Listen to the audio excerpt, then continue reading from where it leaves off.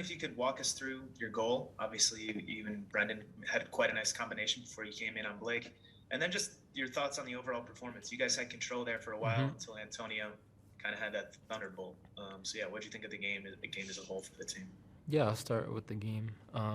Obviously, the game was, it was a rough game. Not the result that we wanted. Obviously, coming into the game, we wanted to win. We knew it was going to be difficult, and Jamaica made it very hard on us. I feel like at the start of the game, we started off dominating a bit, got the goal, and then Jamaica bounced back and got the goal, and it was just about who wanted it more, and I feel like both teams wanted it. Conditions were rough, but that's no excuse. We wanted to execute, but it wasn't that today, and we just have to stay positive, keep the positive energy in the group, and just continue on that. We took a positive out of it is that we didn't lose. We got a point out of it, so we just need to bounce back next camp. Next will be Charles Bone from MLSsoccer.com. And Tim, I know the conditions are difficult, as you mentioned, and there's a lot riding on these games, but what's your, I guess, message to fans who want to see, after a game like Mexico, see an opponent like Mexico get swept aside? I mean, do you think there's something different you could have done? Is it just a question of surviving this? Personally, I always feel like it's always winning mentality for me. I feel like we could have done more in the game, but when you come to these hot countries, fatigue does play a part. Playing these games so close to each other, so obviously that played a huge part today, conditions and all that stuff. But we really have to forget about all that stuff and take the positives away from the game as we take the negatives, and just continue on this positive note that we have. Obviously, the fans want us to win. We want to win as well, but the ball's around, things happen, and we just have to continue doing what we're doing. I think we're on a great path right now. Next will be Ron Blum from the Associated Press. Hi, Tim. Coming in at an extreme angle like that, what is the difficulty of getting that shot on target most of the time? Most of the time it's really difficult. Obviously, because I'm right-footed, my natural instinct is to, cut in and shoot and hit it with my right foot. But, Pepe played it back to me, an amazing pass, an amazing connection from me and Pepe, 1-2. I saw the defender. I saw derogatory read pass in front of me, and I got the ball on my left foot, and I just knew that I had to take my opportunity and, shot the ball across the goal. And, winning, fortunately for us, and, I'm really happy to contribute to the team. Next will be Daniel Nora from Univision. Thank you, Michael. Hi, Tim. Congrats on the goal. Thank you. I want to ask you, why do you think the team show a lack of response after the first goal of Jamaica?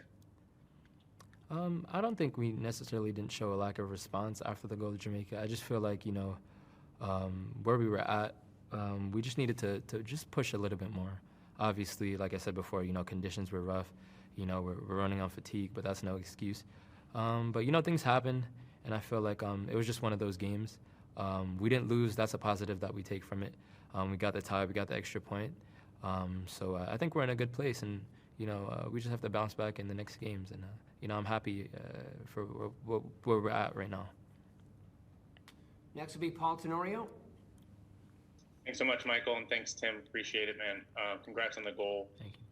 As you said, you guys wanted to win. And I wonder, now going through 3 different windows in CONCACAF, kind of experiencing different atmospheres, different environments, the challenges of being on the road, how you feel you guys have kind of grown and adapted, and maybe how your own expectations for what you guys are capable of has changed over these first 8 games of qualification.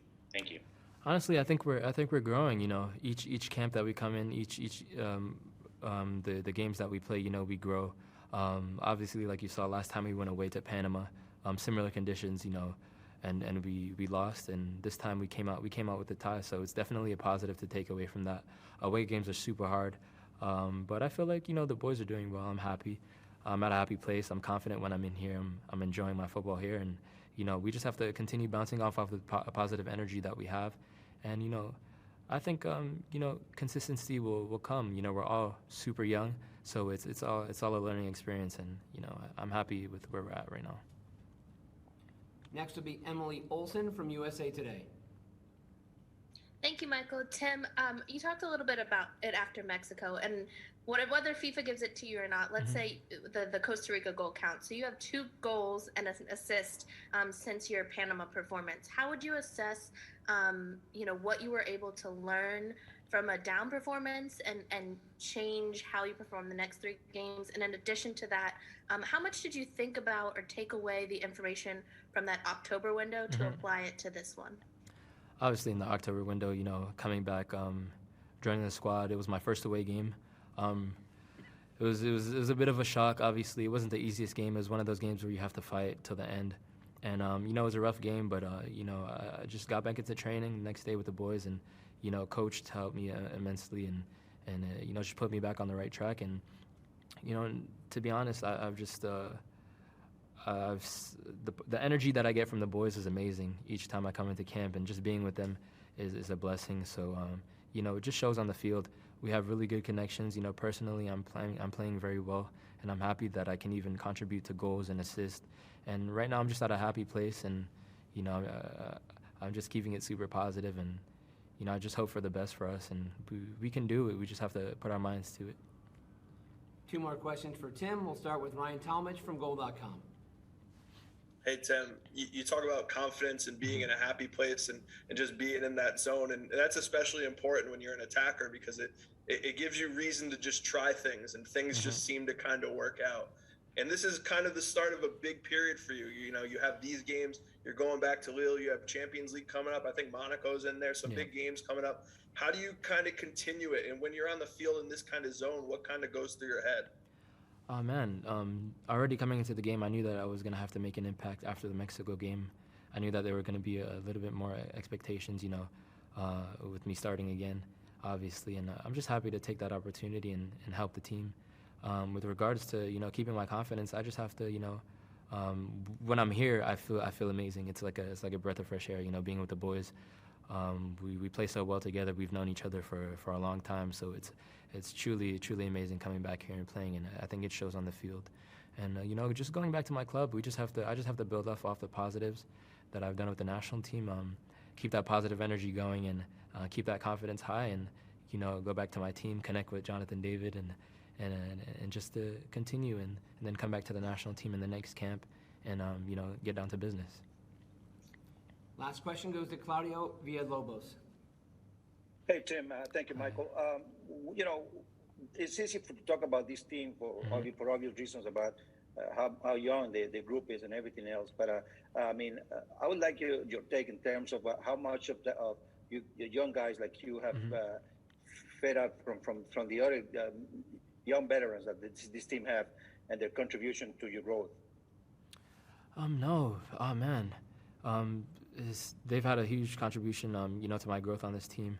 Just looking at DeAndre Yedlin, from the first day when I came to North Carolina, that first camp, he brought me in as his brother, and has continued, just looking out for me while I'm on the team, and it kind of just kind of feeding off of that, you feed off of that, and you give it to the younger guys like Joe Scally coming in. Just making them feel comfortable. That's what they did for me, so that's what I want to do for the other guys as well. So I think it just builds a proper dynamic for a team, and it's just a great environment, and I'm blessed to be a part of it. Each day I wake up with a smile, knowing that I'm here competing with the best, and playing with the best, and we're all just a big family, and brothers, and I love them, and we just have to continue doing what we do, and it'll be a positive outcome.